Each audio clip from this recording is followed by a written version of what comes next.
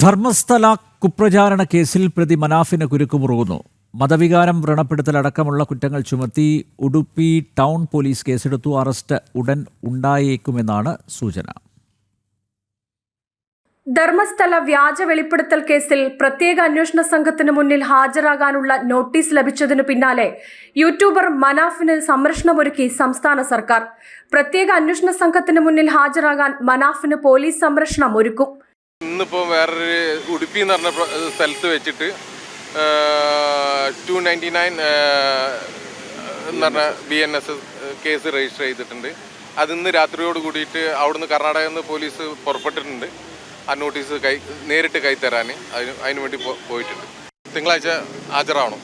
അപ്പോൾ Kerala government police സംരക്ഷണത്തോടു കൂടി പോയാൽ മതി എന്നുള്ളതാണ് അറിയിച്ചത്. അതുപ്രകാരം കമ്മീഷണർ വന്ന് കണ്ട് കമ്മീഷണർ എല്ലാ സെക്യൂരിറ്റിയും പ്രൊവൈഡ് ചെയ്യാമെന്ന് പറഞ്ഞിട്ടുണ്ട്. പോലീസ് പ്രൊട്ടക്ഷനോട് കൂടിയിട്ട് പോകാമെന്നുള്ളതാണ് തീരുമാനം.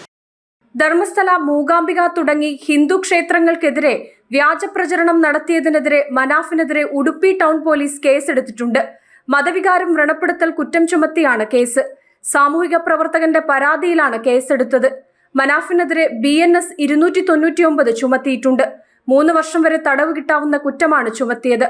മനാഫിന്റെ അറസ്റ്റ് ഉടൻ ഉണ്ടാകുമെന്നാണ് പുറത്തുവരുന്ന സൂചന. ജനം, കോഴിക്കോട്.